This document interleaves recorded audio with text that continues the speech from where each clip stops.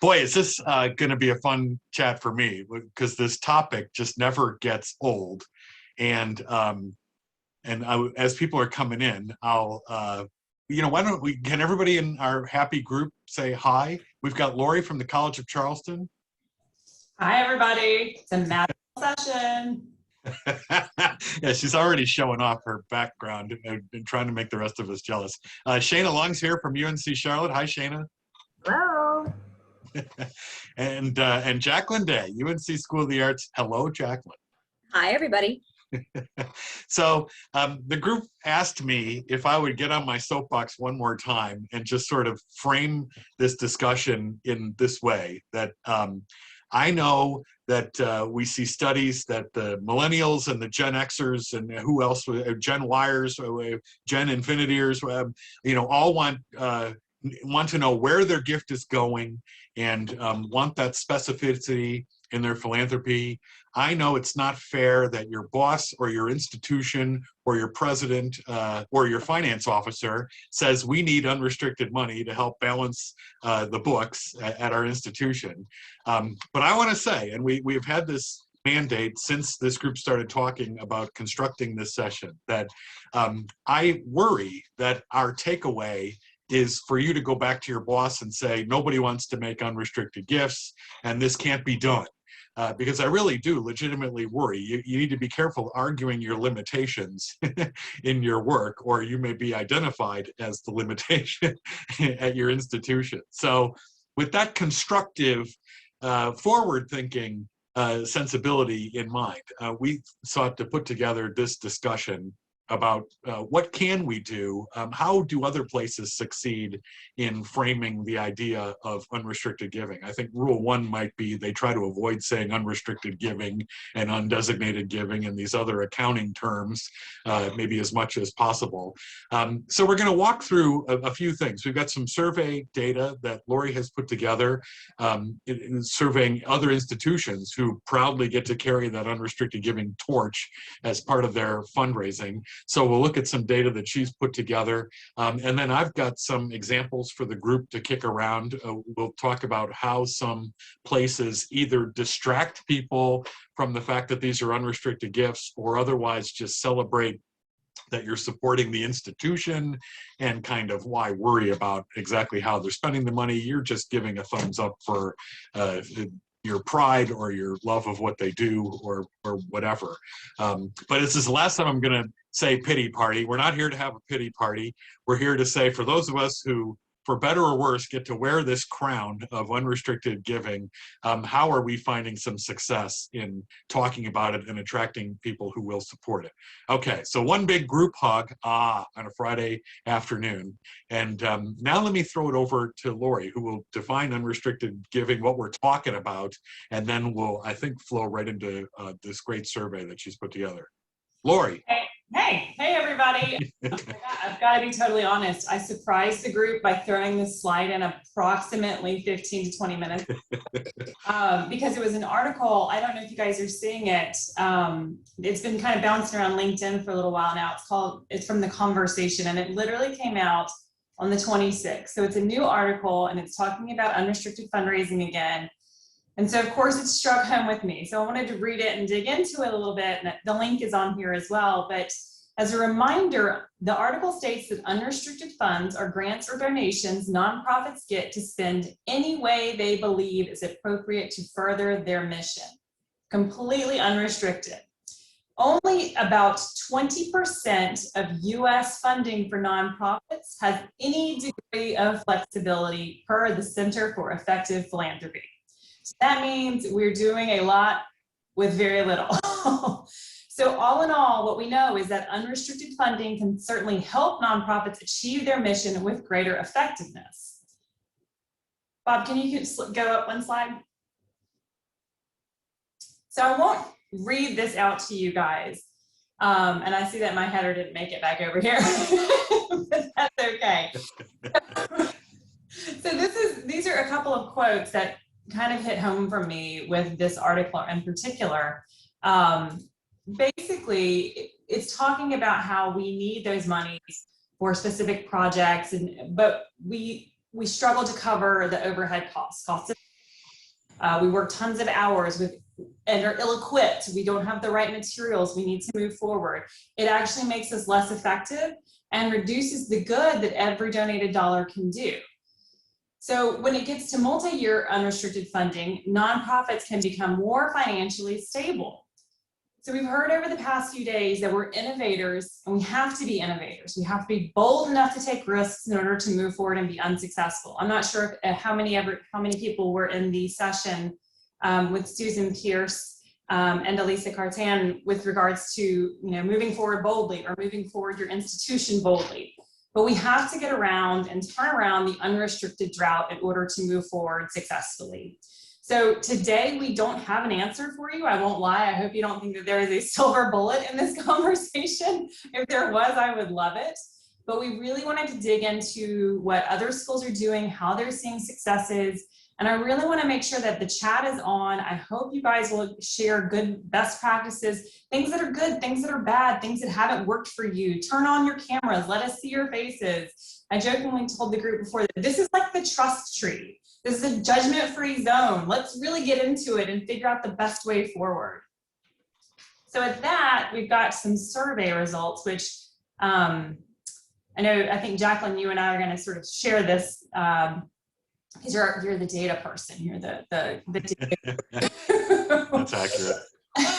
We actually sent out a survey from the College of Charleston. We kind of did this independently without knowing we would use the results in this way, but we sent this to a number of colleges, universities, independent schools across the country. And as of this presentation, we had about 60 schools respond.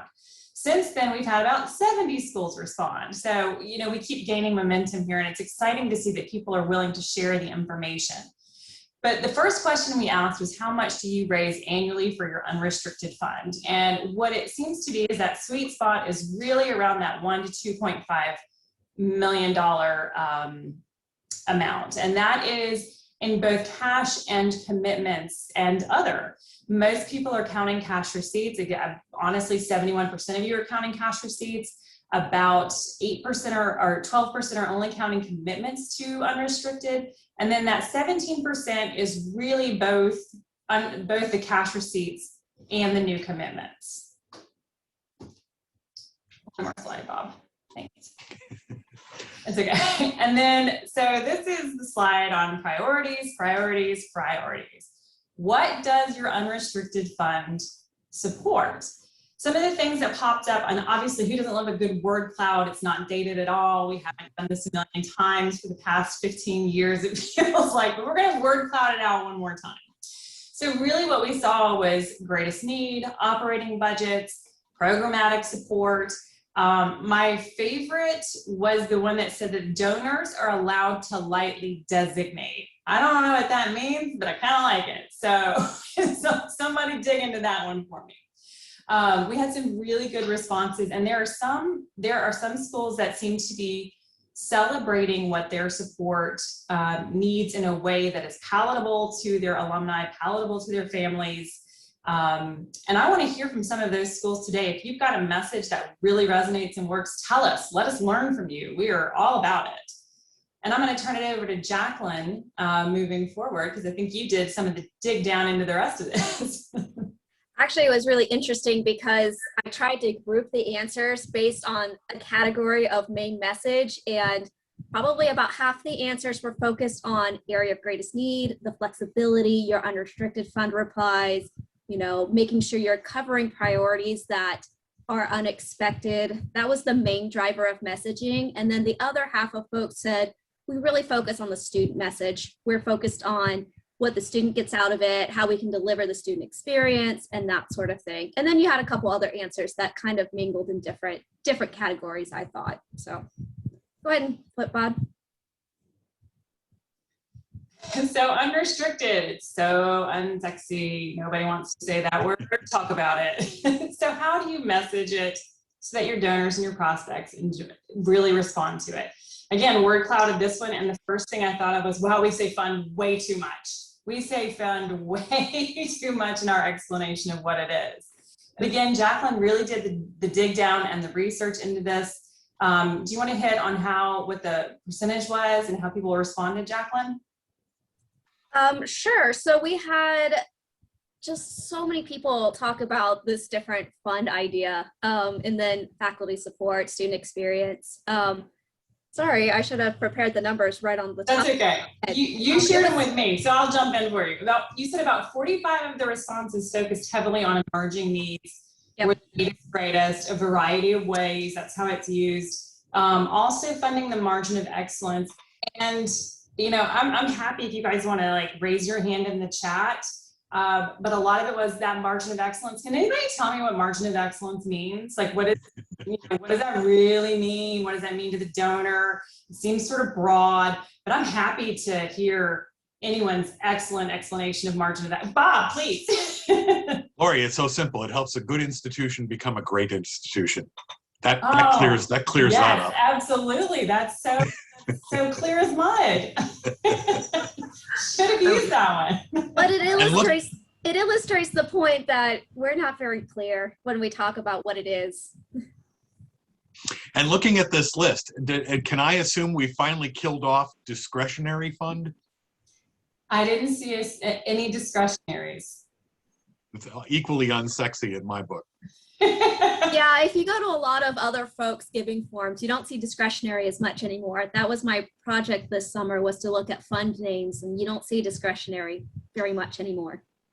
All right, should we move on? Sure. All right, Jaclyn, take it away.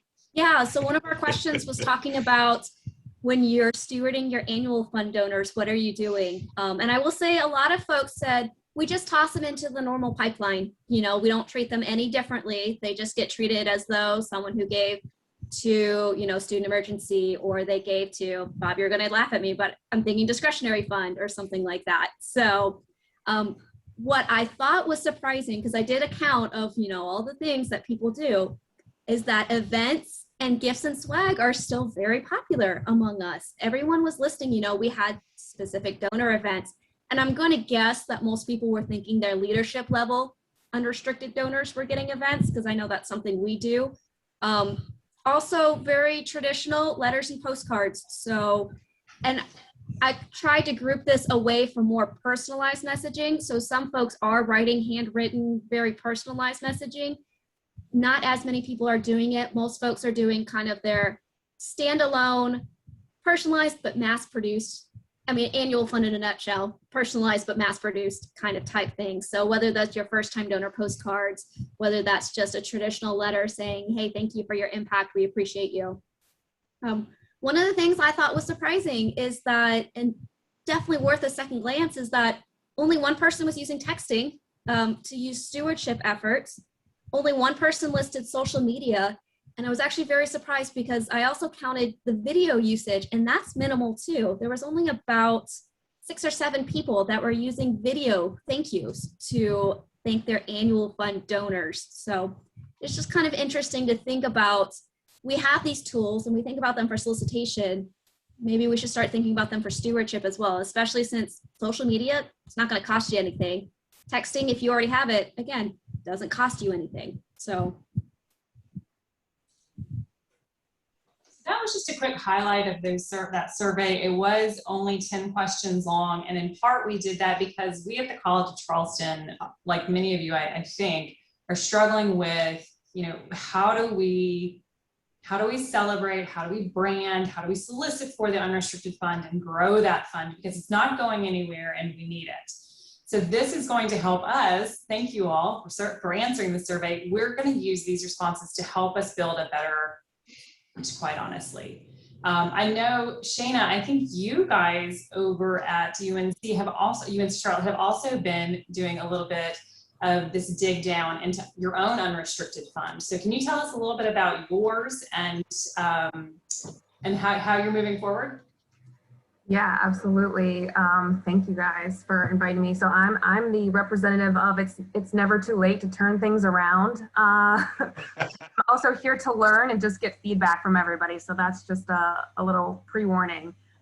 So basically, since I came on board about 6 years ago, to annual giving at UNC Charlotte, my job was digital fundraising, micro campaigns. I did crowdfunding, still do, Giving Tuesday, Giving Day, and since then, our decline of the unrestricted fund has just been crazy. So this is a safe circle.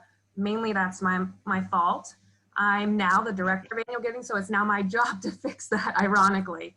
So I do have a plan. I have no results. I just have ideas. So I'm also going to tell you that from the get-go. Basically, things have been working because we've been able to steward donors. We've been able to show them impact through crowdfunding or Giving Tuesday. And I do still find value in doing these kind of campaigns, and I still am going to do them. But our retention is god-awful with all of these new donors and all of these projects that are so specific that some we just can't repeat. I feel like we've been living in a disaster fundraising loop for I don't know how many years now. And we have a new chancellor. So there's also that push to turn things around. So here's my grand plan. I hope everybody can jump in with some good ideas for me. That's basically why I'm here. So our first thing that we want to do is rebrand our unrestricted fund. It's called the Chancellor's Fund. And I don't know if anybody else had that grand idea like 15, 20 years ago when we decided to name it that. But basically, our alumni think that we're supporting the Chancellor's salary, her car, trips, anything like that, which is, half true, but not all the way true, right? There's a lot of good things. So we have a great opportunity coming our way. Lots of good timing. We have a new chancellor. Her installation is this fall. We have the 75th anniversary of our university's founding this fall, and we have a new brand rolling out this fall. So we're basically just kind of like riding the coattails of all the great communication that's about to go out by renaming this fund. The next thing that we plan to do is re-educate our alumni on what unrestricted support is. Here's that brutal honesty again. We're a state school. We have a ton, our enrollment has just kind of been skyrocketing for the last 10 years. So we've got a lot of support from the UNC system. Sorry, Jaclyn, if that's kind of taking away from you. But we haven't had that. You always get the pennies. Yeah, right? Sorry, we've been scraping from Jaclyn at School of the Arts there. We have that dire need. So I've gotten away with having all of these really fun micro campaigns along the way. So here's my plan. I'm going to work with the university communications team. They're going to help me put together some inspiring, educational, and clear language that a fundraiser is not solely coming up with, because I really do want it to reach students, young alumni, people who have no background with giving. So I'm really excited to kind of have their help with that. We're going to put together some boilerplate language that we can just slap on some appeals. We can hand out to our fundraisers across the university. We're going to ask our development team to start really talking about it. And we've also kind of charged the chancellor, I guess it's a little bold. We want her to add it to her website, work it into her speaking opportunities as she kind of is going out face-to-face for the first time, right, with a lot of our university constituents and our campus community. The next thing we're gonna do is pretend like we're still doing these micro campaigns, but really weave in our unrestricted fund into everything that we're going to do this fiscal year. So we've got a welcome back campaign that I've launched on a crowdfunding site. We're going to feature the Chancellor's Fund. We've got a mailing for our 75th anniversary. Guess what the highlight's going to be? I'm planning to launch a recurring giving program in January. Also going to be star of the show. Our call center is going to make use of it in the spring, and then we'll wrap back around for our fiscal year end. So I'm really excited about just, seeing what works the best, finding the right audience, trying to convert some donors who maybe were giving elsewhere, or get them on board first thing of the unrestricted fund, which will be really exciting. Shayna, I have to ask, what are you going to name your fund? Yes.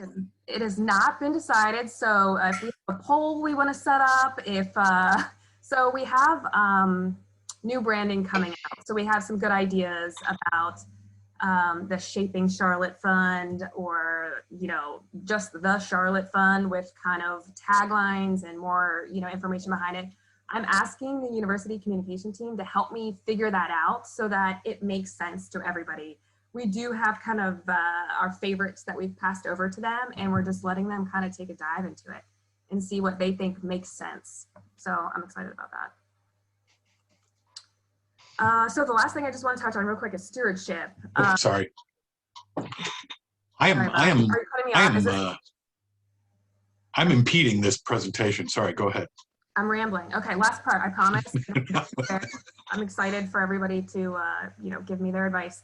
I've asked the chancellor and her office to be really intentional about distributing the fund and reporting it back to me. I'll be honest, I've tried in the past to report out on the chancellor's fund, and it's not easy.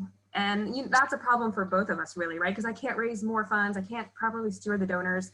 So I've kind of had a little chat, and I've asked them to be really thoughtful about what opportunities were made possible by the unrestricted fund that wouldn't have been possible otherwise. Like, let's just raise those to the top and talk about them.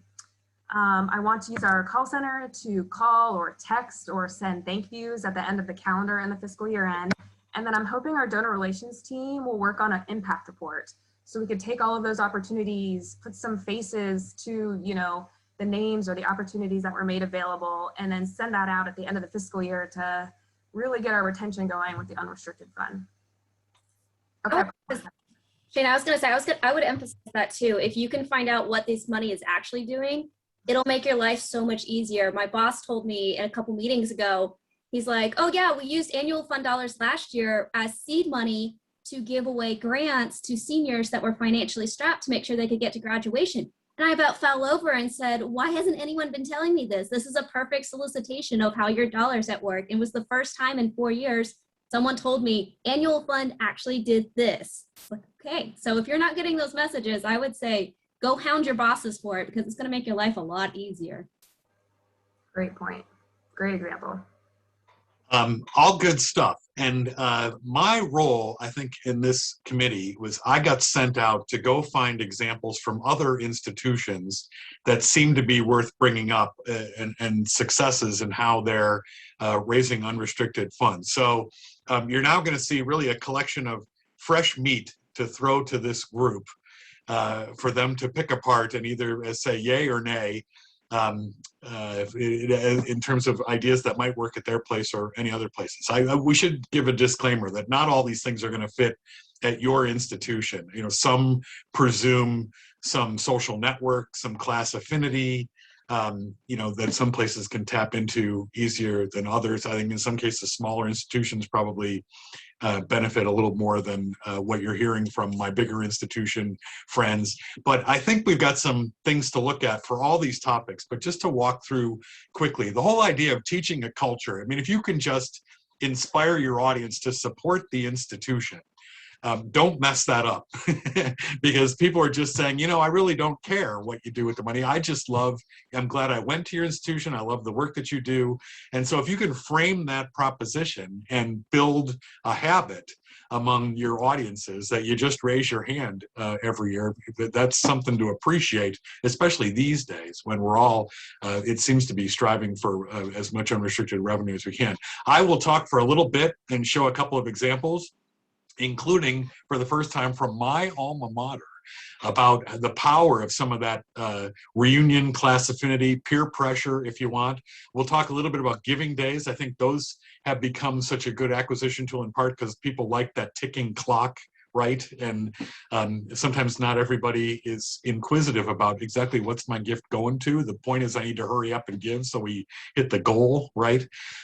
Language, I think maybe most important, just appreciating that people give for different motivations and different purposes. And so I don't want to say that can distract them from the fact that this is just an unrestricted gift or they don't know exactly what the money's going towards. But I think you should appreciate that people sometimes get motivated and inspired, just like they just love the place. And so we shouldn't try to, overuse our accounting terms and try and make it sound any less appealing than it ought to. Matching gifts and challenges, premiums we should talk about for a little bit. That'll get people riled up, right? In some ways it coaxes people out of the bushes, but then immediately, becomes the retention question. And are you turning this into a transaction rather than a philanthropic gift? Unrestricted crowdfunding is an interesting phrase we'll come back to, that a lot of us get into crowdfunding and immediately go off looking for student groups, who are trying to raise funds for their particular project. I see a lot of institutions, though, that are happy picking crowdfunding projects because they're budget relieving crowdfunding projects, or a project might be the annual fund itself. And so do we use those kind of toys and platforms and channels to really just talk about an unrestricted case for support? And then anything else, we're all ears. Anybody listening in who's got something else that we haven't thought of, please, we'll send you the unicorn Zoom background for the best ideas that we get in this session. All right, are you guys with me? Did I forget anything? All right, let me just introduce this, and this group can comment on which of these are hot or not at your institution. The reference to the strawberry cake in the right-hand corner up there is just a reminder to me that people like their own tastes, and everybody has their favorite flavors. And different people raise their hands to make gifts to us for different stimuli, right? And so I'm not going to walk through everything on this list. We'll look at some examples that tie into it. But, you know, there's the people who are grateful. We're really good at talking about the needs of our students. There's kind of a nostalgia influence at some places. Boy, that was a happy 4 or 5 or 6 years of my life. There's the Giving Day clock. There's we're not a needy institution, but don't you just like being seen with us? Aren't you proud that you went to this institution? So I think part of the solution to the unrestricted giving equation is, remember, you can dangle a lot of these other thoughts and wordsmithing in front of folks, and not to apologize or sweep under the rug the fact that your gift is just an unrestricted gift, but I think we don't have to presume that everybody wants to know that exact accounting of where their gift is going, especially if you've excited them, you know, just about feeling good being a donor to your institution. Jaclyn, you must have an opinion about this, about wordsmithing. That's because I do all the wordsmithing. Absolutely. So, you know, I've been doing this for a while, and I think I've tested almost every single one of these. And what's interesting is what works at one university doesn't work at another university. So I did the nostalgia when I was the director of annual giving at Guilford, and it went really well, and it was really well responded to. So I moved to UNCSA. I'm like, okay, we're going to do this. And it had a great message. It was, you know, some things, you know, looked a little different back then. And it had like all the pictures, and we did it by decades so that people had decade specific pictures on the outside. And then when you open it up, it says, but there are still some things that never change, and then talked about student passion and that sort of thing. I mean, it was a great piece. I loved it. Flopped. UNCSA alumni are not nostalgic, apparently. So, but I found different messaging that works well for them. They do well with affinity. They do well with needs, you know, focusing on the student experience. And so I would say all of these ideas are great and worth trying. Just keep an eye out on what specifically is working for your audience, because it might surprise you sometimes, because nostalgia is usually a win, and it just was not for me at this institution. So. Well, and I think, Jaclyn, if I could follow up on that, I think it's dependent on the decade you're working with too, or the generation. When I was over at Queen's University of Charlotte, nostalgia works for every generation. We did something very similar to what you're talking about, generational specific photos, language. I brought that to the College of Charleston, and I would say it worked well up until about the 80s, and nobody cared after that. So I do think there is a generational perspective as well. So you have to honestly, you can't just say that, you might not want to say that that doesn't work totally for your audience, but it might not work for your complete audience, just for a portion of it. Yeah, I will say the decade that responded was my 2000s decade. I don't know why. They were just the nostalgic millennials. So I think maybe the point of this slide is, don't forget to turn the volume up on other message points. Absolutely. You know, and don't beat yourself up that these are undesignated, unrestricted. I've seen some brutal messages over the years. I bet you guys can relate to. I saw one that says, it's not glamorous, but your annual fund gift goes to pave the parking lot and to fix the roof repairs. And I'm like, you're right, that's not glamorous. And then my favorite of all time, I think, is whoever had the calculator who said your $100 gift will go to run the campus for 1/1000th of 1 second. And I don't know how that became appealing. That's appealing to accountants, right? That's it. Right. I put this Princeton slide in just as that reminder about teaching a giving culture. And I make fun of Princeton people relentlessly. If there's any Princetonians listening in, I apologize. And there's a part of me that speaks in admiration of the fact that Princeton, as well as anybody else I've seen in America, has created that philanthropic culture among graduates, that this is just what you do, is raise your hand and support Princeton every year. Among us friends, I think the Princeton Annual Giving Director has the easiest job in our profession, because on July 1st, they can write down how much money they already raised without doing anything, because that's just what Princeton people do.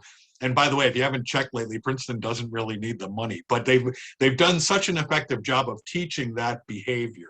And again, at some places like Princeton, that's probably easier to pull off than others. I get that, but also appreciate the hardest part, I think, of encouraging unrestricted giving is getting that ball rolling and just sort of framing the language and the proposition the right way. And, you know, sometimes getting to be where Princeton is can seem like an awfully long road. But, you know, there's as much marketing, I think, to what we do as wordsmithing, and as much poetry, too. So this is just a reminder, teach that culture. I put this in. This is St. Mary's College in Indiana, the college that's right across the street from Notre Dame in South Bend. And I saw this graphic on their giving day, and they gave people, you know, these check boxes, right, of you can pick where you want to direct your gift. And at the end of the giving day, lo and behold, look what's the biggest on the far left there, the areas of greatest need that attracted the most donors. So I'm curious, the three of you, your opinion. I mean, if we don't make it sound bad, and if we don't use all that accounting terminology, am I right in thinking that a lot of our audiences, a lot of our loyal donors still just don't want to micromanage how we're using their gift, but just want us to know that they love us? Am I wrong in wanting to believe that, Shayna? No, you were not wrong. And I'm wondering, going to the areas of greatest need, the unrestricted fund, right? I assume, yeah. So we had I have done crowdfunding projects where you use the idea of what your gift could help provide. And it was for elementary school that the university is partnering with. And we broke down, like, you could, you know, support the arts and the theater, or the books, or, you know, notepads or whatever. But in the end, it all went back to the one discretionary fund. I thought, oh man, how can I do that on a wide scale? Clearly they figured it out, because it looked like no matter really where you chose, now you just know how to steward them, I guess, better, right? You could talk to them more about financial aid. And yeah, and so this question came up on Fund List last week, and this gets into the subject of a little bit of wordplay, that all five of these categories, you know, are things that St. Mary's is spending money on already, right? So as long as I don't go over $40,000 for trees on campus, then, you know, doesn't the finance person take $40,000 that got raised for campus renewal and preservation and then use that for whatever other area of greatest need? I mean, I think a lot of institutions sort of play with this idea of giving people a little bit of satisfaction that they're choosing, but at the end of the day, it's probably not restacking the way they're spending their money. And probably what this also does is helps them to identify passion points within their alumni. So those 290 donors who gave to campus renewal and preservation, they might be solicited later on for a very specific gift targeted to that. So this is really a good way to do this. And I think we did this years ago. And in fact, here at the college, we actually broke out our unrestricted fund to the CFC fund, the alumni fund, the parents fund, and the scholarship enrichment fund. We know we had to support scholarships. We knew we would never go over the amount that we needed in scholarships for that scholarship enrichment fund. But I will tell you, year after year, even though we split out that fund in that way, the CFC fund, the area of greatest need, always raises more money, because in my opinion, we're finally building just simple name recognition. Like there you go, like that's it. So I think it's just simply, you know, habit that they clicked that one, but we're giving choice now.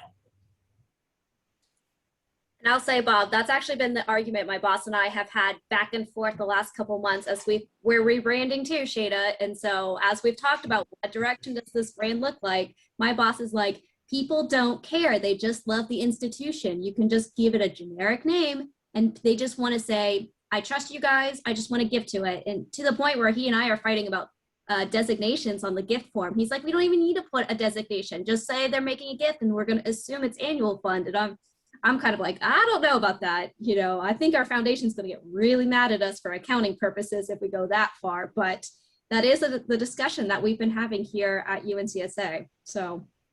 Well, and the question that came up on FundList, somebody was specifically saying their chief financial officer was hesitant to put these check boxes out there because I think the person was worried that it was going to, you know, cause things to go in different buckets to different proportions. So, yeah, we're not asking anybody to do anything underhanded, but this is how a lot of institutions that I've seen tie together, giving donors some satisfaction while also keeping the finance office happy that we're not blowing the budget all in different directions and spending double on trees, you know?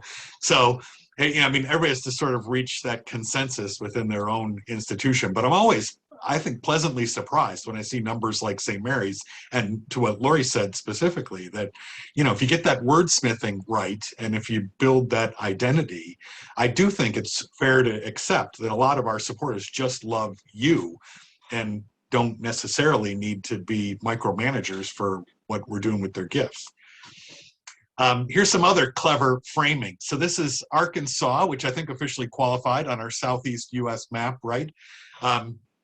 This is a parent appeal that they sent out. And all the things on this postcard, and I love the hodgepodge of stuff in the graphic there, you know, are all things that are going to resonate for parents, you know, who want to know that their kid is having the maximum good experience at the University of Arkansas. So everything from ride sharing to, you know, wellness center activities to Senator for Community Engagement. Some of these I don't even know exactly what they are. The Distinguished Lecture Committee, you know, all things that float parents' boats, right? But your gift doesn't necessarily go into any one of these specifically. You know, the whole idea is just to excite you with the idea that annual fund gifts help to support the student experience at the University of Arkansas. They could say this is an unrestricted gift, an undesignated gift, but I love the imagery of this and the wordsmithing of this. Do you guys ever play with any of that at all? I have to be careful asking all three of you to respond. Jaclyn, anything, you know, with the arts community, I could see you guys playing with some of these themes too, no? Absolutely. I mean, we've played with so many different themes.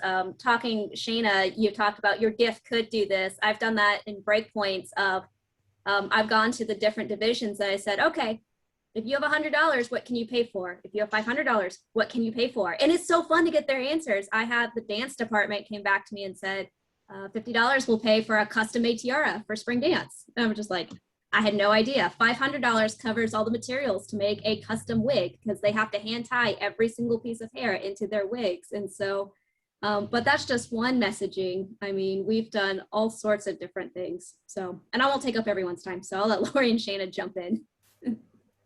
I was just going to say, has anybody seen the Wake Forest Fund? Is Wake Forest here? Has anybody seen the Wake Forest Fund video? It is like a fantastic. They have so much fun with their video. Oh yeah. Like, can we just put our name on that? Is there a link there? That video is so It is fantastic. awesome. You're right.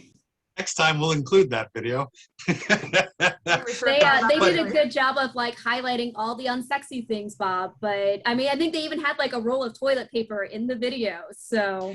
Well, I want to make this point. I mean, we all have accepted crowdfunding as one of the products that we offer, I think, a lot of our institutions. But through this kind of imagery, you can sort of create an impression for people about the kinds of things their gifts are going towards and excite them about specific things, you know, without necessarily crossing that bridge, saying this is an accounting of exactly how your parent fund gift is going to be used. And so, you know, shame on us if we're not, you know, speaking in terms that excite people, even if we're asking for an unrestricted gift. I love this. It's the whole package, which to me is like saying undesignated gift, right?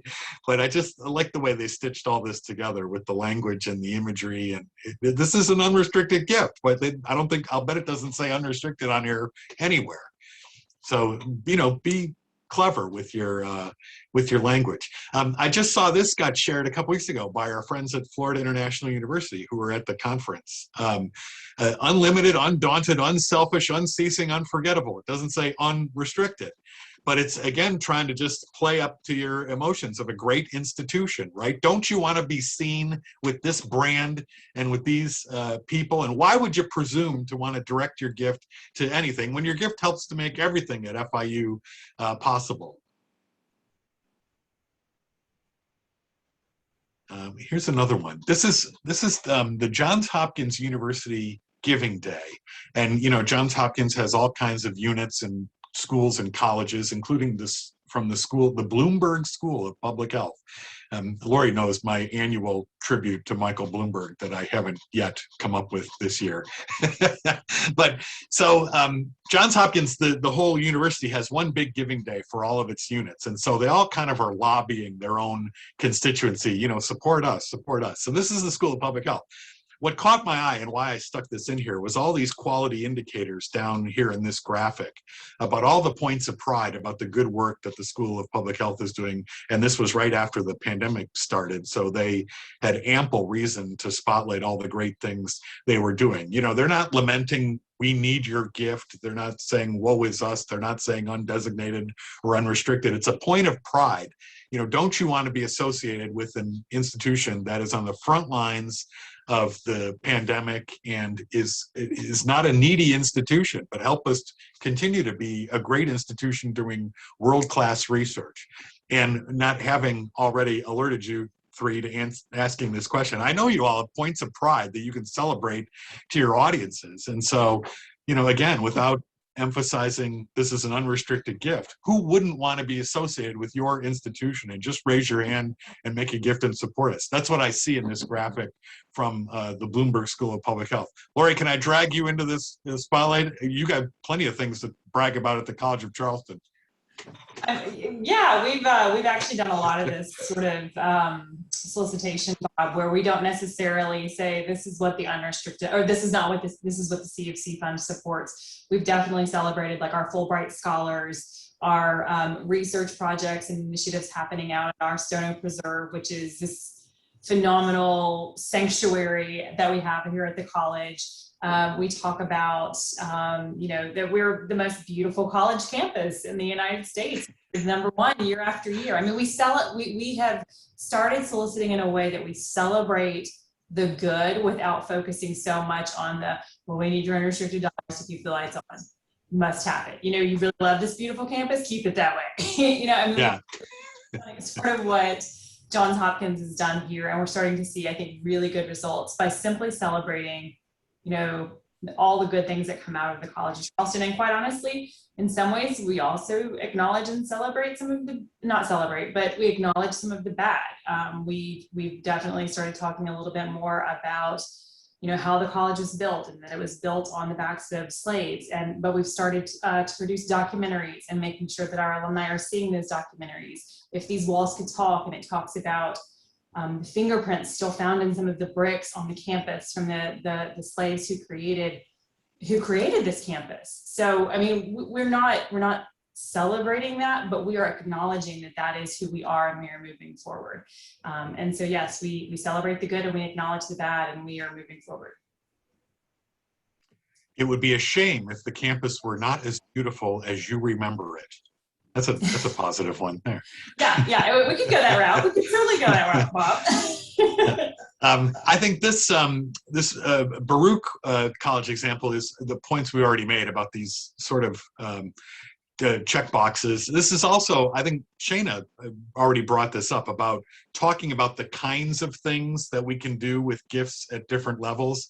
That's different from saying this is what we will do with your gift of $1,000, right? And so that's, to me, another wordsmithing that I see at a lot of places. And, you know, again, what gets you up to the line of directly putting money into a specific fund account or whatever, but still lets you create some imagery in the audience about, yeah, my $500 paid for a computer monitor or whatever. Any of you play with any of these? Jaclyn, you could do a lot with it at School of the Arts. I have. Olson, yeah. Well, and that's been kind of my goal the last couple of years, is to make it more tangible. So instead of thinking of the annual fund as this black hole, it's these tangible things that you can think of. Students need cans of paint. They need paint brushes. they need scripts and that sort of thing. So it really kind of translates into this. You're supporting everyday needs that make UNCSA education exceptional. So a couple of you, we're moving away from that and now trying to think of more holistically forward momentum. So I feel like we're going the opposite route of, we focused on what this slide has done the last couple of years. And so now I'm going to the messaging on your last slide of holistic support, how the university's moving forward, bragging rights and that sort of thing. So I think it's really kind of cyclical of what you're doing. So I should add too that kinds of things is a useful phrase on the solicitation side, but also on the stewardship side as well. It's Washington University in St. Louis that comes to mind. I saw a stewardship piece they sent out. We're reporting back to you and all of our donors about some of the great accomplishments on campus this year, Fulbright scholars or new programs or whatever, none of which answers the question exactly, how did you use my gift? But it just talks in general terms, right? About you helped make a good institution a great institution. And these are some of the specific things that happened on campus. And I want to believe, again, you guys can tell me if I'm wrong, that for most of our donors out there, just the effort to give them that hug and to close that circle on that accountability. I believe all the other articles I see that say, Generation Xers want to know exactly where their gift is going. Okay, but I don't think that excludes everybody if I talk in just general terms and demonstrate that I wanted you to know that we didn't forget your gift, and I want to give you some accounting of what was possible this year because of our donors. So this reminds me of that, but kinds of things, hold that phrase. I think that's a very versatile phrase when you're talking unrestricted giving. Kinds of things we can do. Okay, here's where I get to brag for 5 minutes, as if I don't carry on enough as it is. So my high school alma mater, St. Edward High School in Cleveland, Ohio, class of 82, which means I have a big round number anniversary coming up next year. And I'm embarrassed to say, for years, I have done almost nothing except just be a donor to my high school. I've offered no help, which is silly given what I do, right? So here's the class leaderboard for a February challenge they just had a couple months ago. Here's my class of 82. Last year, look at that. They had 1.87% participation. And I said, oh my God, if we're now heading into a 40th anniversary year, I need to try and resuscitate this body, right? So I knew just a few things to be dangerous enough. I started a class Facebook page there. That's me right there in that circle, way back 40 years ago. And linked up 80 kids in the class. So this is a class of about 300 people. So I got about a quarter of them all to get together on Facebook, and then just unleashed my barrage of who's raising their hand, who's going to join me. My school, to their credit, this is the Graduate platform, I think, but GiveGab and others, I think, offer the same thing, this sort of real-time scoreboard, and you can see who's just made a gift and raised their hand. So combined with me on Facebook taunting everybody, you got a really good social network synergy going. Okay, the rest of the story, look at this, 1982. 1.87 to 29.55%. If I can talk the talk, I got to walk the walk, right? So here's my point. I just know enough to be dangerous in this role. And for some of our institutions, don't underestimate that social network, right? And here's an actual post on the Facebook page after we were done with the fundraising. I don't know which charity benefited from all this. Does anybody know? So there, I stand by my story that if you make this competitive or tap into the emotional connections that people have with you and all that social network, it almost becomes irrelevant. You better believe I didn't say unrestricted anywhere in this whole thing either.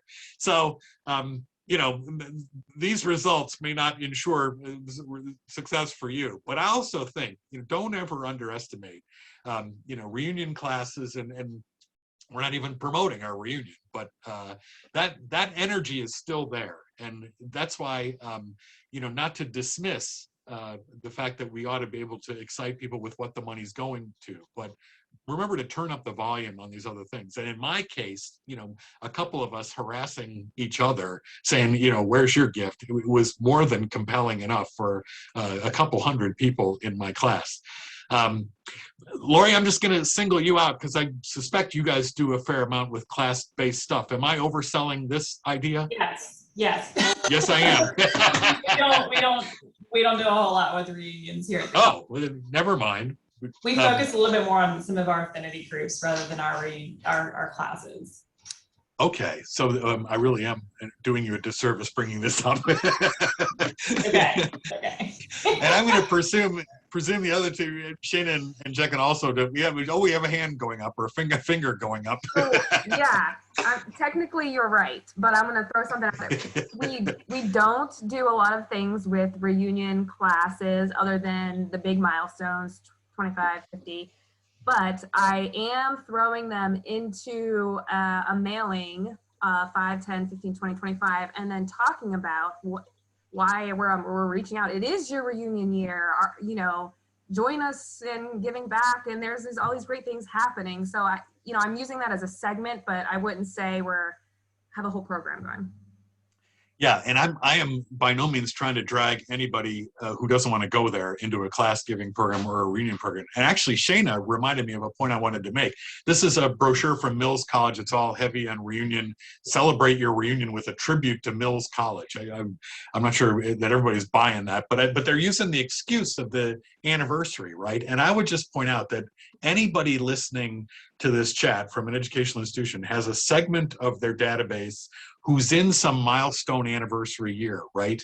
And you may not be having a reunion, there may be no class affinity whatsoever, but the fact that it's been 10 years or 20 years or 25 years since that person graduated from your institution is not a bad hook, it seems to me. And I've seen some non-traditional institutions play that up and get into a little bit of a rhythm where every year they're taking one segment of the database and not inviting them to any party or any tent whatsoever, but inviting them to celebrate the fact that we know that you know that we know that you know that it's been 25 years since you received your degree. Okay, I'll shut up about that because that does not fit every institution. But I'm here to tell you that that can be a compelling thing for some people. The point of this one is sort of tribute gifts, whether it's like faculty members that you liked. This is one from a med school. If you want to make a tribute gift to a doctor, especially when the pandemic hit, you saw nurse tribute appeals. I think this one also came with a virtual tribute wall. You could write a message thanking a doctor, and they made a web page that I think this was even on the wall of this medical school. So I'll just throw this out again to my three friends. Have any of you done any kind of these tribute things? I sometimes see them with senior gifts or recent graduates, or sometimes people heading into an anniversary year. I think this is a good distraction, for lack of a better word. I mean, you don't see anything in this appeal as to what the money's going to. It's unrestricted money, but don't pay any attention to that. Tell us who you'd like to pay tribute to, right? Actually, I'm going to do something like this for this year. For one of my pain points has been my end of fiscal year mailing, because who cares about June? No one really cares about June. And so what we're going to do, I tried this at Guilford, and then there's a whole backstory about my mailing list getting messed up. So it didn't quite work, but that was because of me and my data. But what we're going to do is in June, we're going to send out a mailing saying, we've got these amazing freshmen coming in, and we want you to welcome them by making a donation. And we're also including a little card that says, we want you to include a welcome message. And then on the card, it'll say, a donation was made to celebrate your first day at UNCSA. And then the thought is we're going to collect all the cards, and then come August, we'll hand out the cards in, I don't know what way yet, or we'll just display them or something to that effect. So then I can stage the photographer to catch students reading their message, and so they can feel a part of the community from the first day. And so it's just kind of this idea of make a gift of 2022 to celebrate, their first day in, 2022, and kind of making that connection between you're giving, but you're also connecting to a student. in a way that's really manageable for me. I don't have to report back like, this was your student or this was your senior year sponsored. It's like, nope, you're just welcoming a student. I'm not promising which one, I'm just saying a student. And you're just making a gift to my annual fund. So. And we've done this a little bit, Bob, as well, just in sort of different iterations. A few years ago, as a precursor to our CFC Day, we used to do Cougar Welcome, and we would ask our alumni community in particular to donate, and we would have, and I think Queens does something very similar, where we would have them given a finite period of time, and we would write their message and their name on a giant yard sign and put it in the middle of our cistern yard. So the students who would process through that during their introduction to like to see all the messages, and it's sort of the tradition. And then we do this around our senior class giving as well. So we encourage our parents in particular to make donations and to give a little bit of wisdom and advice to our graduating seniors. We really started that last year during the pandemic. And then we'll take it a little bit further this coming year. So it was really new, and it looks like ECU does something similar for Doctor's Day. Yes. The white coat ceremony, right? I've heard a lot of good stuff. But, well, Laurie, you got to do something while you're not doing class giving, right? Yeah, right. We got to fill the time. Fill the void. And did you say you went to affinity programs? And I'm always interested. Does that translate into fundraising? Because it seems to me that it can. I just haven't found anybody who's been that strategic about it. So I would say we tested the market this last year, and honestly, I will give a lot of credit to our alumni affairs team. They really led the way in celebrating our Greek life. And there is a tradition here called Pep Supper. And this is something that's been going on for years and years and years. And the students who are in the Greek organizations tend to fundraise for something here on campus or for Children's Miracle Network. But what we sort of grabbed the alumni, or the Alumni Association really took this on, and they grabbed the alumni and encouraged them to make donations back to the college in honor of their Pep Supper. And so we're going to do that again this year because we picked up so many donors and saw so much success with that, that we are going to add on to that this year. And really sort of, we're even asking our gift officers as those gifts are coming in to make sure they're reaching out and doing gravity emails to them to say, hey, this is coming, and really just sort of using it as a tool for outreach and engagement as well.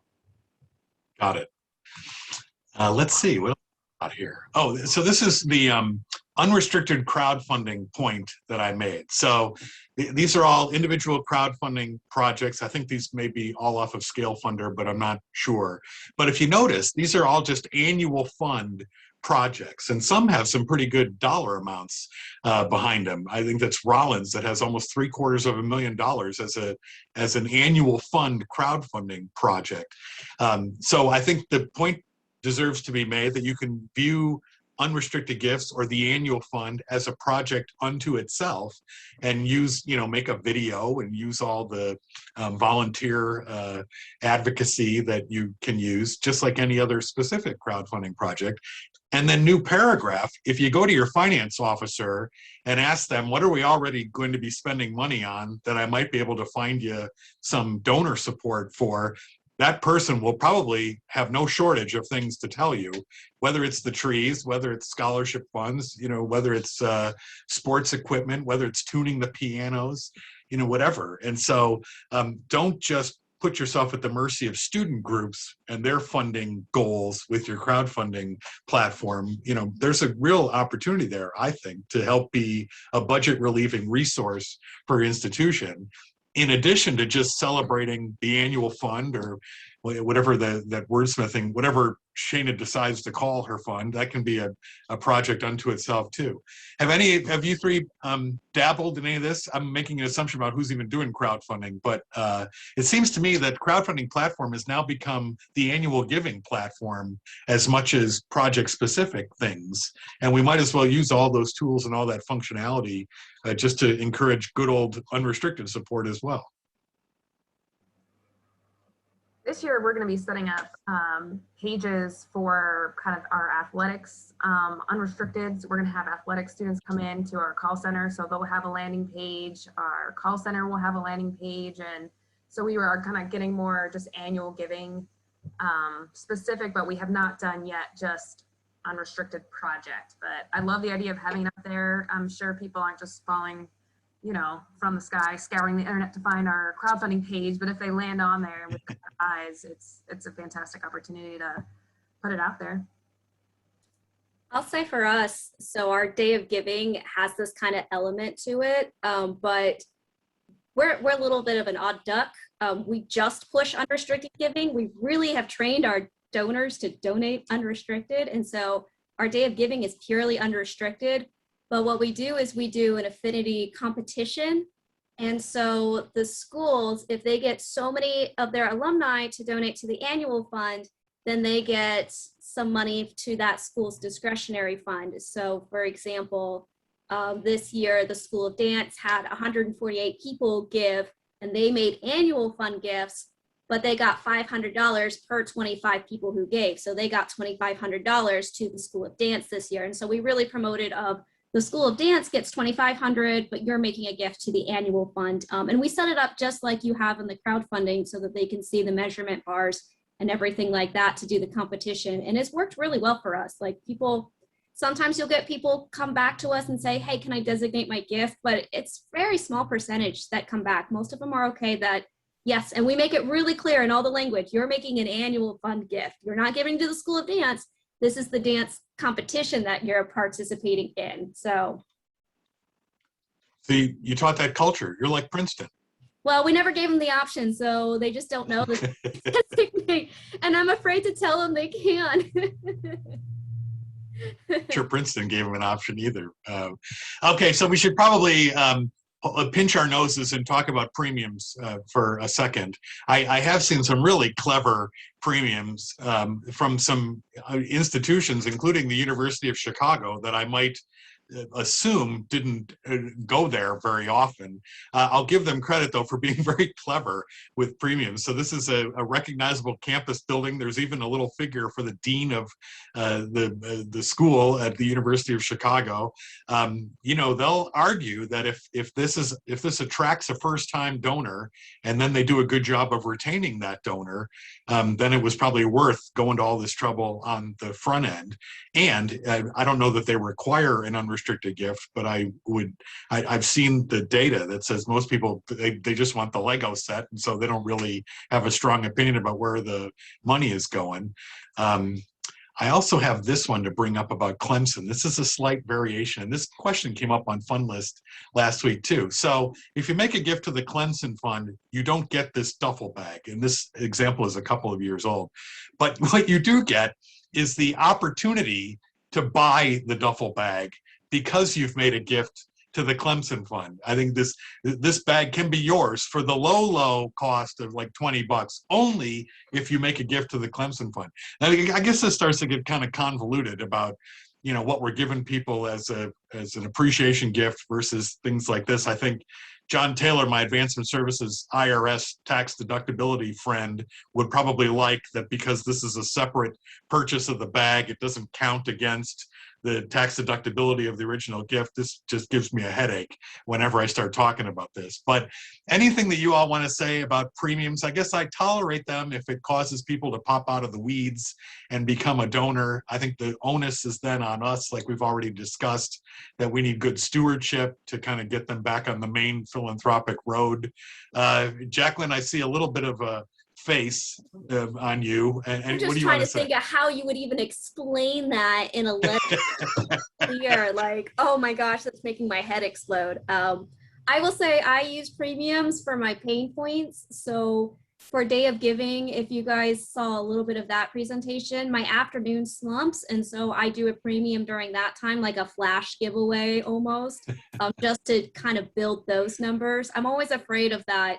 I'm not giving to actually move the college forward. I'm just giving, like you said, I'm giving to get a Lego set. So Yeah. I will say I'm thinking about it for my end of calendar year appeal, just because we're struggling a little bit with our December donations. It kind of carries, but we haven't really had anything that's really like stood out. So I might try it for December too. I haven't decided, so. And by the way, if I've whet your appetite with this silly idea, it's Megan Rajski, Rajski, at the University of Chicago, who has overseen this whole project. And catch her quick, because she's on her way to Fairfield University to be the new director of annual giving there. So she's parlayed Legos into a nice career move for herself, apparently. But she's the contact person there. And again, I prefaced this right by saying I would prefer that everybody gave through purely philanthropic means. But, you know, I guess I appreciate when I see clever ideas like this. Again, it's that emotional connection that people have in a way, and it's not just gratuitous stuff. But I do think it's part of the mix, you know, when we're talking about how do you sort of distract people from unrestricted gifts. So there, and then the Clemson one. Although the University of Rochester replicated this idea too with a flannel blanket, University of Rochester, that you could only purchase if you already were a donor to the University of Rochester. If anybody out there does this, let us know. We'll have a whole session on this topic next year. Okay, then I think the only other category that I had, and then we'll leave it up to anybody else with any other ideas, is just any other kind of novelty that catches people's attention. We've already brought up Wake Forest. I think they were the first ones I ever saw that had naming opportunities for the rest of us, right? Where you could pick anything on campus that meant something to you, and we would take a picture with your nameplate on it, whether it was a bus or a pond or the hockey arena or whatever. This is California State University, Fullerton, I think, that Northridge, that has adapted it to their faculty and staff giving campaign. You know, we'll put your name on anything on the campus that means something to you for 2 weeks. But meanwhile, don't ask us how we're using the money, because it's an unrestricted gift. So I guess that's sort of a catch-all category for anything that just sort of catches people's whimsy or makes them smile, or otherwise says, oh, I can't believe this is the thing that got me to make a gift, but I'll be darned, right? I leave the door open for anything that makes us smile in that way too. It's better than being too unexciting with our accounting terminology, right? All right, that was Bob's grab bag of stuff. I haven't even looked at the chat. Are there any comments we ought to bring up there, or any questions, or anything that my other colleagues want to add? Laurie? No, I mean, we've kind of been answering the chat questions as they've popped up. Sort of, mostly it's been a lot of like cheering each other on and celebration of what they're doing. It seems like we're all just making sure that we head in the right direction. But naming, Bob, I had to laugh a few years ago at the college. We actually did this where we could naming rights for the rest of us sort of thing, and we let people name the fire alarm that would constantly be triggered and go off your explanation, or the cracks in the bricks that people constantly fell over. I mean, it was just those funny and pithy sort of things, but it kind of went over well. Jaclyn looks like she had to try to figure out how to designate money to a duck pond. That's what's happening in the chat right now. Sorry, that was one of my caller days. Someone said duck pond, and I had someone was like, I want to give 5,000 to the duck pond, and I'm this little student caller, and I'm just like, I don't even know what designation that would be. So I think it went to like campus beautification or something like that. Makes sense. But yeah, I'd love to hear from anybody else who has a good idea that might be working, or messaging that might be working, or something fun. Or a bad idea, avoid. Or a name that you're proud of. I'd like. Oh, we have a raised. I was gonna say Armani's raising her hand. Okay. Armani, say hi. Hi, hello. I wanted to ask the group, do you guys have any specific or any suggestions as it relates to persuading students to give back to the annual fund? Is the wording different? How do you, if you have any suggestions about that? You know, Armani, I don't have a surefire answer, but I can tell you how our students have gotten super involved in the last couple of years. We really rally them around our giving day, and they do something on campus called Swipe Away Student Hunger, where they focus all of their fundraising towards food insecurity here on the campus. And we've also offered them the ability to give through Venmo or through their meal swipes on their meal cards. So they donate through their meal swipes. So that has probably been the best response I've seen with our student giving solicitations, is when it really impacts one another and they can see the difference they're making almost immediately. Thank you. I'll add, you know, I got nervous a couple years ago when we started talking about the hunger of our own students as a philanthropic cause. But I agree with Laurie. I've seen where with students, fellow students, and with faculty and staff who are on the front lines of seeing some of these things, they are particularly good audiences to talk about helping our fellow members of the community. And also the tribute examples that we talked about. You know, I think sometimes we talk in an institutional voice when we say support our institutions, but I think when you can bring it down to individuals, who's the one person who helped switch on a light bulb for you in one of your classes? I get teased because I bring up Michael Bloomberg every year, who's been the most philanthropic person to education ever. But the reason he first made a gift to Johns Hopkins is because he was grateful for the teachers he had at Johns Hopkins. We're the first year out of school. So same thing. I think you got to sort of right size the themes to the audience. But Laurie's right, I think, with the insecurity one, and just the idea of who deserves a thank you for your education, even if it's your parents and anybody, just to make them connect the dots with that idea, I think is smart. The other thing you can do, at least I found success at Guilford, is if you can do like a dollar for dollar match, and you don't even need a large gift for that when you're thinking about matching student gifts.